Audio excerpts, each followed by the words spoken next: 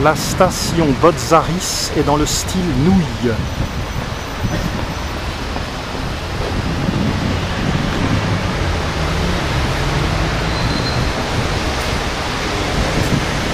Pénétrons dans les buttes Chaumont.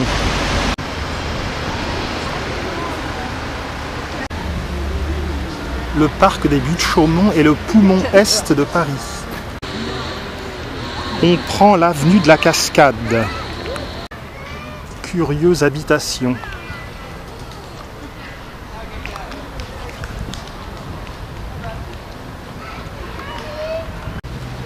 Le parc des buttes Chaumont a été réalisé sous Napoléon III et c'est une incontestable réussite. Il s'étale sur 25 hectares. Il est dû au paysagiste Alphand qui est au jardin ce que Haussmann était pour les immeubles.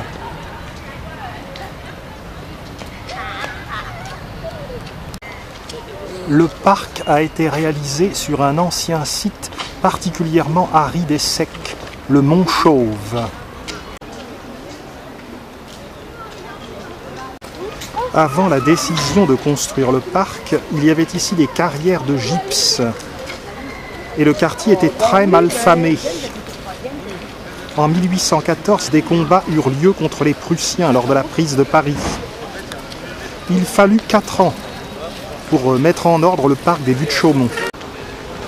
Le parc est profondément raviné à cause des carrières.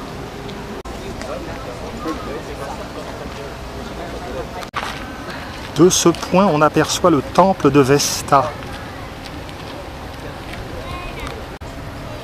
Le pavillon Rosa Bonheur est un point de restauration. Très beau marronnier, au port dit en chandelier. On longe une petite piste de patinage.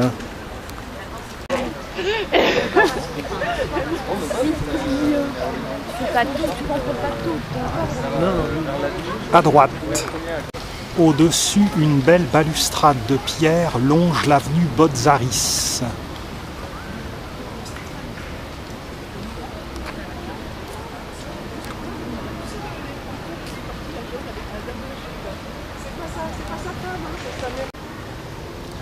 La structure très vallonnée du parc des buttes Chaumont apparaît alors dans toute son ampleur.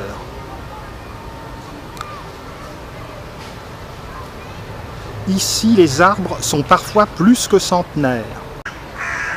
Passerelle des suicidés.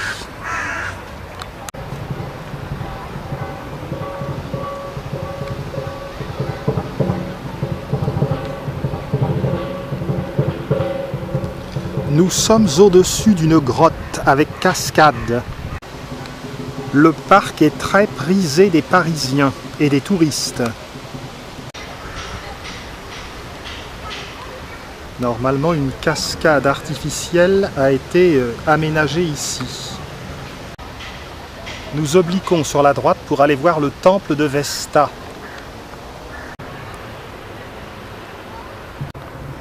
Nous parvenons en vue d'un beau cèdre. Le temple.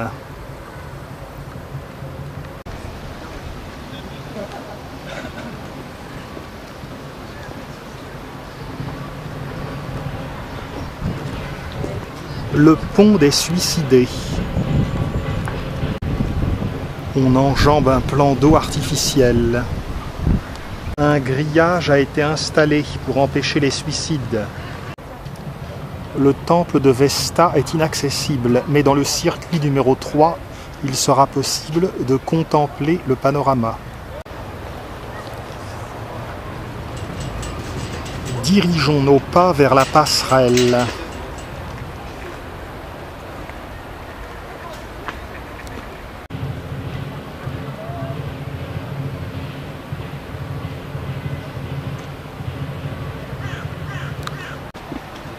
Le plan d'eau.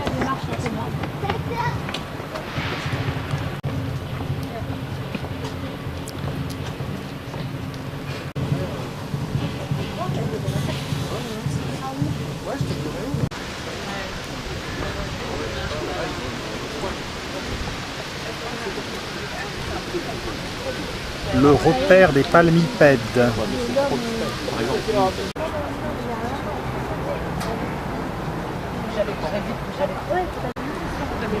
La mairie du 19e arrondissement. À proximité de la passerelle, le pavillon du lac.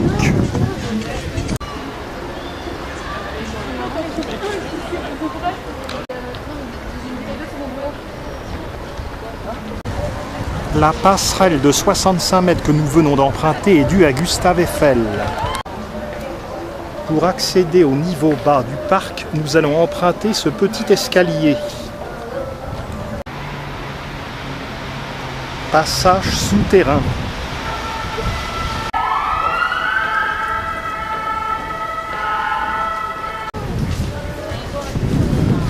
On rejoint le chemin circulaire autour du lac de 2 hectares.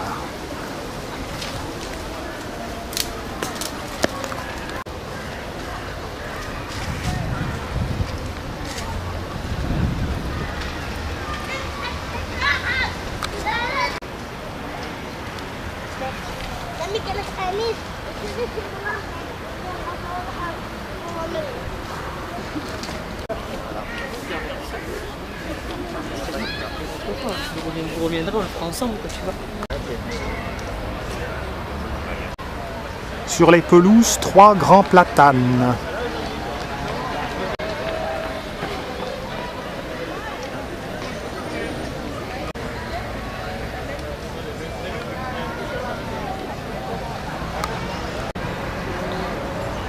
L'endroit est vraiment attrayant.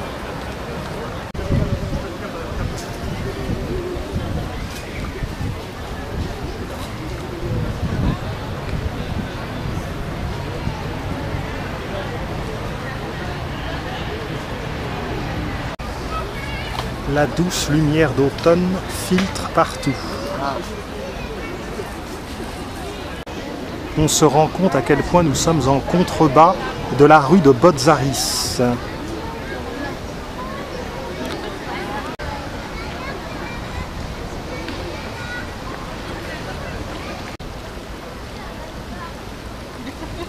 De multiples arbres intéressants ici. Celui-ci a un tronc enchevêtré.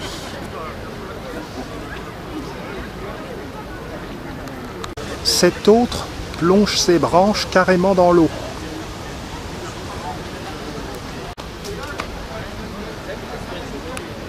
Le rapport, ça s'appelle le rapport de Dick.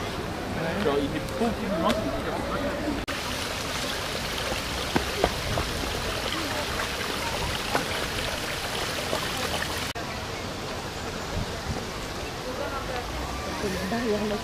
On se dirige vers la grotte. Un ginkgo biloba côtoie un magnolia.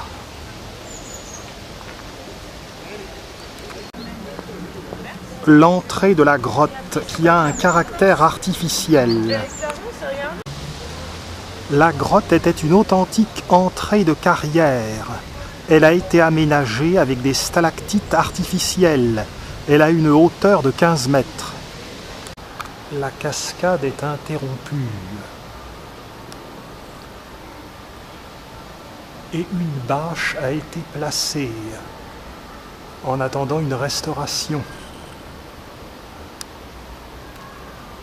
Dans le circuit numéro 3, il sera possible de voir la grotte dans son état originel.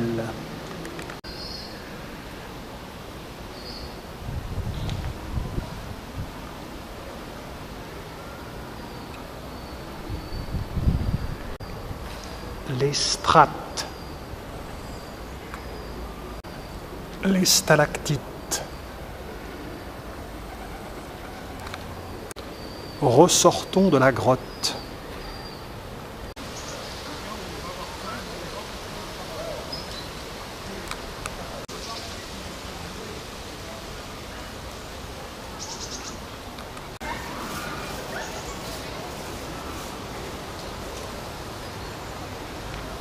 Nous repassons sous le pont des Suicidés, qui culmine à une hauteur de 22 mètres.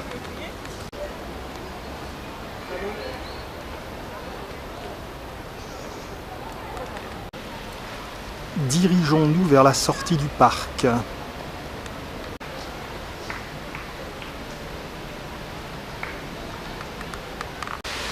Nous parvenons en vue d'une rocaille aux cascatelles et nous allons tourner à gauche. À cet endroit se trouvent plantés 2 gigantesques ginkgo biloba ou arbres aux 40 écus.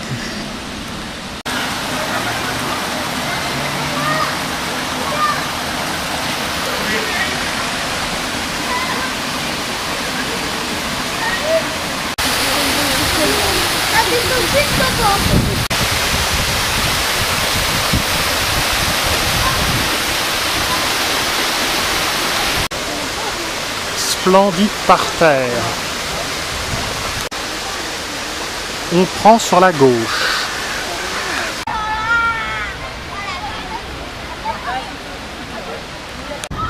On coupe l'avenue des Marnes.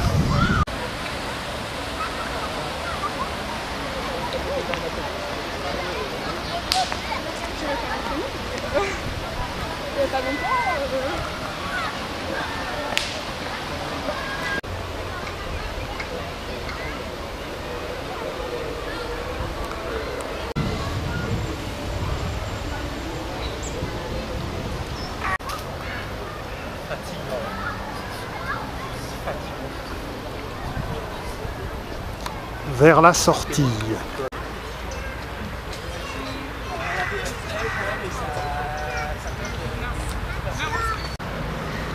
On aboutit à la porte Secrétan. Le pavillon de la porte Secrétan. Juste à côté, un pont métallique qui surmonte l'avenue du Général San Martín.